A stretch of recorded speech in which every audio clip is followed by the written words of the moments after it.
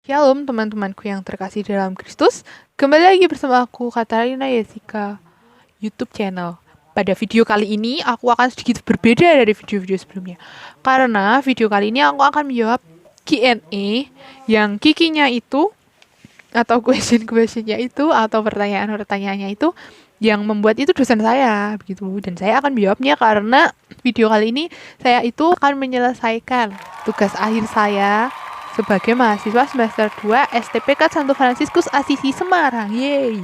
Nah, pada video kali ini saya akan menjelaskan sedikit tentang teologi, tradisi gereja, magisterium, dan rumusan iman syahadat para rasul. Gitu. Yang pertama kita akan belajar tentang kata teologi. Kalau kata teologi itu biasanya teman-teman mendengar kata teologi itu pasti kan belajar tentang agama atau belajar tentang Tuhan. Nah, aslinya teologi ini secara etimologis ini dibagi menjadi dua kata. Yang pertama theos dan yang kedua logia. Nah, theos itu berarti Tuhan dan logia artinya kata atau ucapan. Begitu. Teologi itu ilmu yang mempelajari segala sesuatu yang berkaitan dengan keyakinan beragama. Nah, itu teman-teman yang tadi saya katakan, dan teologi meliputi segala sesuatu yang berhubungan dengan Tuhan. Nah, begitu. Teologi itu belajar tentang agama dan tentang Tuhan. Baik teman-teman, yang kedua saya akan menjelaskan tentang teologi sebagai ilmu iman. Apa sih teologi sebagai ilmu iman? Baik, teologi sebagai ilmu iman itu dibagi menjadi 5 tuntutan. Yang pertama adalah membahasakan Allah sebagaimana dijumpai dalam iman. Yang kedua, mengekspresikan dan merumuskan pengalaman iman serta isinya. Yang ketiga, mengakalkan pengalaman iman aktual dalam tradisi, baik yang eksplisit Kristiani maupun yang sosio-religius pada umumnya. Yang keempat, menghormati dan mengindahkan tuntunan ilmiah pada umumnya, khususnya kejujuran dan ketekunan dalam mencari kebenaran dan memakai bahasa yang umum. Dan yang kelima, ini yang terakhir teman-teman, mengakui gereja baik sebagai lingkup sosial teologi yang konkret maupun sebagai partner dialog dengan dunia. Baik, saya akan menjelaskan sedikit 5 tuntutan teologi ini sebagai ilmu iman. Kelima tuntutan ini mempunyai konsekuensi yang cukup berat loh teman-teman sebenarnya. Kendati pun teologi berarti refleksi iman dan bukan sistematisasi ajaran iman. Nah, gimana tuh? Namun, refleksi itu tidak mungkin tanpa pengungkapan iman. Sebagai ilmu iman, teologi bagaimanapun juga terikat pada komunitas iman.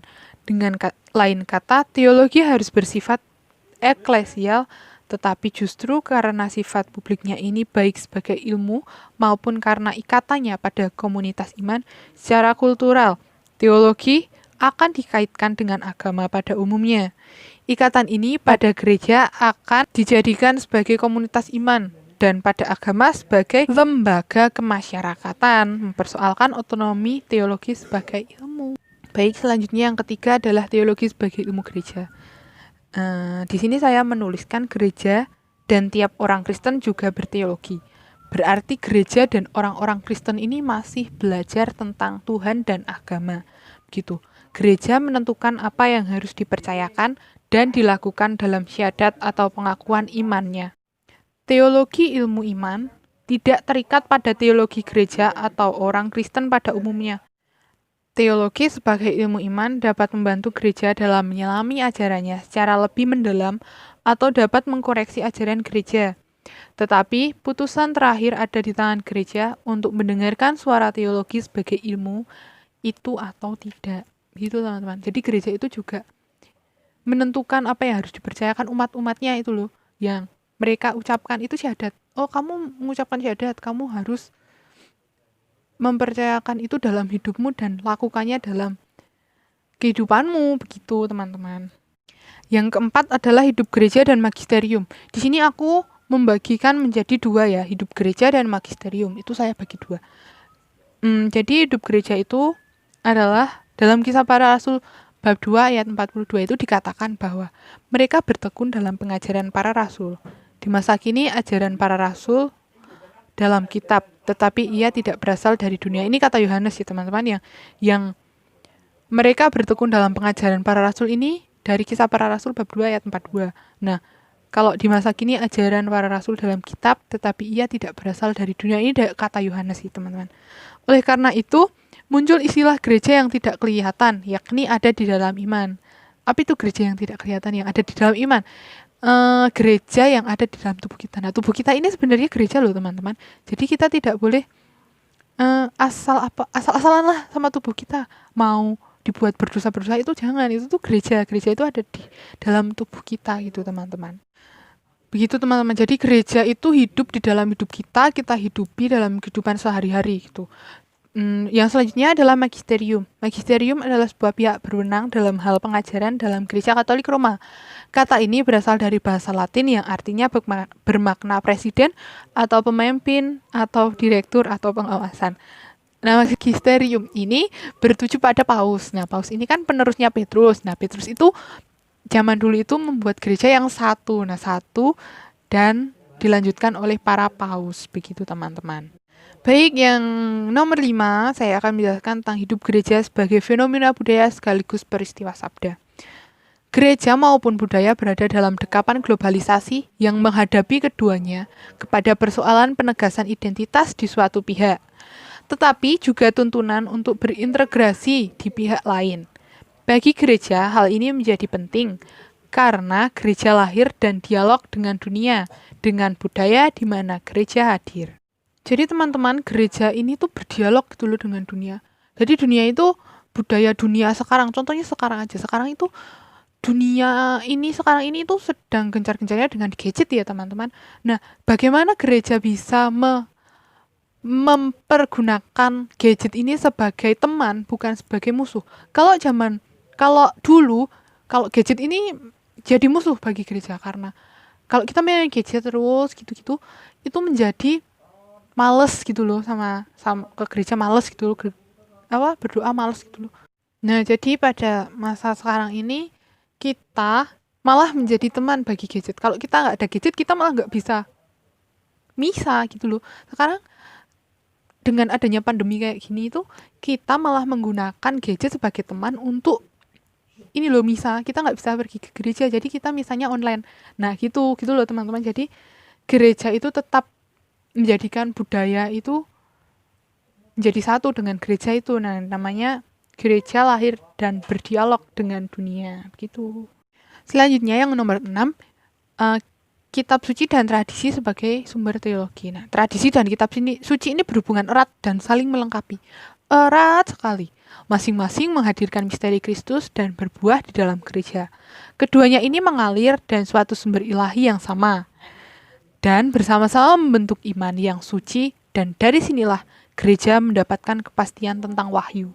Begitu teman-teman, kalau nggak ada tradisi, kitab suci itu nggak bisa berjalan sendiri. Kalau nggak ada kitab suci, tradisi juga tidak bisa berjalan sendiri. Begitu teman-teman, jadi mereka ini berhubungan sangat erat. Nah, itu tuh masing-masing menghadirkan misteri Kristus. Misteri Kristus itu apa toh? Yang kita alami selama ini gitu loh, yang dulunya Yesus disalibkan dan sampai saat ini ada perjamuan kudus gitu kan, dan berbuah di dalam gereja. Keduanya ini mengalir dari satu sumber ilahi yang sama gitu, dari Allah sendiri turun ke kita begitu. Baik, selanjutnya kita menjelaskan nomor 7. Ini magisterium melayani kitab suci dan tradisi. Apa sih magisterium itu? Kok melayani kitab suci barang gitu ya, kan yang diurusi kan udah banyak.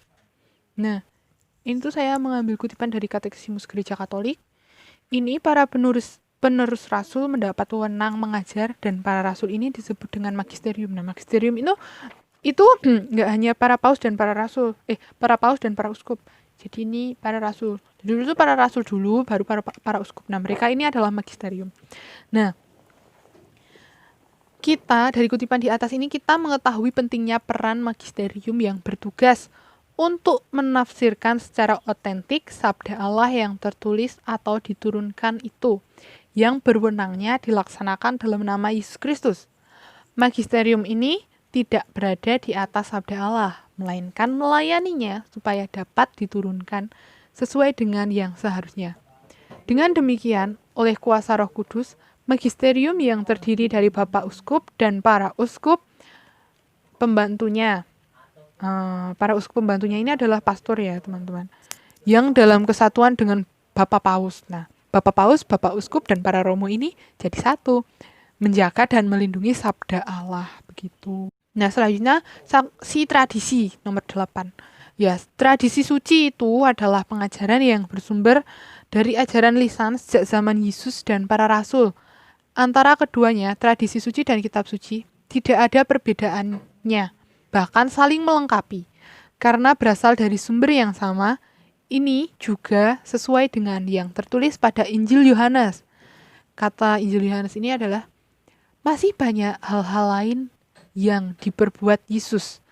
Tetapi jikalau semuanya itu harus dituliskan satu persatu, maka agaknya dunia ini tidak dapat menerima kitab suci yang harus ditulis. Ini kata Yohanes. Dan saksi tradisi suci ini adalah Yesus Kristus sendiri dalam Allah, nggak ada yang lainnya. Yesus ini yang pertama menyaksikan tradisi suci dan kitab suci ini berkaitan erat, begitu. Baik, ini nomor 9 agak panjang ya teman-teman. Gereja yang satu, kudus, katolik, dan apostolik, dan ekumenis. Nah, yang pertama saya akan menjelaskan gereja yang satu. Gereja yang satu itu, dulu itu Petrus ditugaskan untuk menggembalakan domba. Nah, domba yang digembalakan Petrus zaman dahulu itu, dia menggembalakannya dengan cinta. Sehingga Santo Ignatius dari Antioquia menyebut gereja Roma sebagai pemimpin cinta kasih. Gitu. Memang secara historis juga menjadi bagian dari kepercayaan bahwa para paus pengganti Petrus yang memimpin gereja bersama para uskup. Seluruh dunia secara kolegal disebut dengan Successio Apostolica. Dalam Konsili Vatikan II, tugas kolegial, tugas pengembangan ini yang bertanggung jawab bagi pelaksanaan tugas-tugas gereja, yaitu memimpin, melayani, mengajar, dan mengkuduskan. Ini mungkin lewat ini ya, sakramen ya teman-teman. Baik, selanjutnya gereja yang kudus. Apa itu gereja yang kudus? Gereja Katolik meyakini diri kudus, bukan karena tiap anggotanya sudah kudus, tetapi lebih-lebih karena dipanggil kepada kekudusan oleh Tuhan.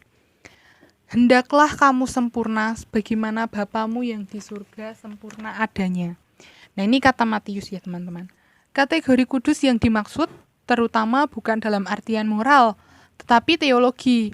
Bukan soal baik atau buruknya tingkah laku, melainkan hubungannya dengan Allah.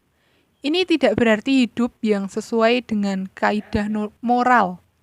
Namun, kedekatan dengan yang ilahi itu lebih penting.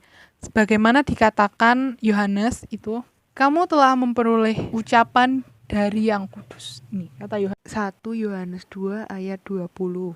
Yakni dari Roh Allah dipanggil kepada kekudusan. Seperti itu juga menanggapinya dalam kehidupan sehari-hari yang sesuai dengan kaidah moral. Baik, kita akan lanjut ke gereja yang Katolik atau Katolikus, yang berarti universal atau umum. Gereja yang Katolik ini mengandung arti gereja yang utuh, lengkap, tidak hanya setengah atau sebagian. Dalam mengeterapkan sistem yang berlaku dalam gereja, gereja bersifat universal, artinya gereja Katolik ini mencakup semua orang yang sudah dibaptis dalam gereja Katolik di seluruh dunia, di mana setiap orang ini menerima pengajaran iman dan berbagai tata liturgi yang sama. Konstitusi Lumen Gentium Konsili Vatikan II menegaskan arti kekatolikan itu. Satu umat Allah itu hidup di tengah segala bangsa dunia, karena memperoleh warganya dari segala bangsa. Lanjut ke gereja yang apostolik ya teman-teman. Ini yang terakhir, sebenarnya ini ciri gereja yang terakhir. Ciri gereja yang apostolik ini dengan ciri mau ditegaskan adanya kesadaran bahwa gereja dibangun atas dasar para rasul dan para nabi dengan Kristus Yesus sebagai batu penjuru. Ini katanya Efesus. Gereja Katolik mementingkan hubungan historis, turun-temurun, antara para rasul dan para nabi. Dengan demikian juga menjadi jelas mengapa gereja Katolik tidak hanya mendasarkan diri dalam hal ajaran-ajaran dan eksistensinya pada kitab suci, melainkan juga kepada tradisi suci dan magisterium gereja sepanjang masa. Begitu teman-teman. Nah, lanjut ya, kita langsung ke gereja ekumenis. Gereja ekumenis itu dulunya tuh dibuat oleh saudara-saudara kita Kristen Protestan ya teman-teman. Gerakan-gerakan yang mencoba mengusahakan persatuan gereja.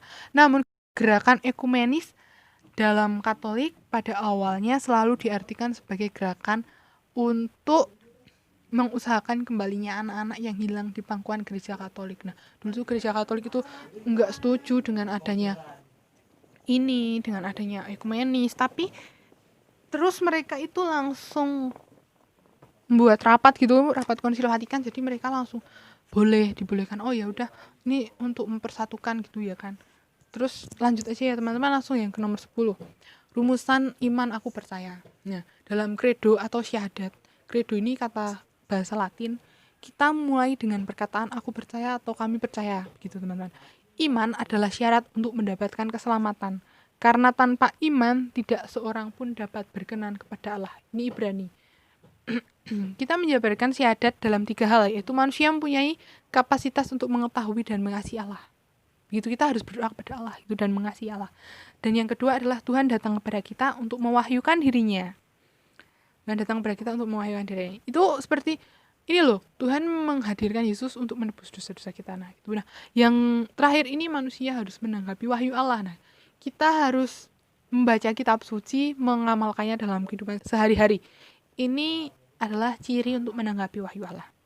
Baik teman-teman, tadi sedikit penjelasan dari saya yang menjawab Q&A yang kikinya itu dari dosen. Gitu teman-teman. Sekian presentasi dari saya. Kalau ada pertanyaan boleh ditulis di kolom komentar. Kalau saya bisa jawab, saya akan menjawab. Kalau tidak bisa menjawab, saya akan bertanya kepada dosen saya. Sekian video dari saya. Jangan lupa like, komen, dan subscribe teman-teman. Karena selanjutnya akan ada video-video yang lebih menarik dari ini teman-teman. Oke, terima kasih. Sampai jumpa kembali. Dadah.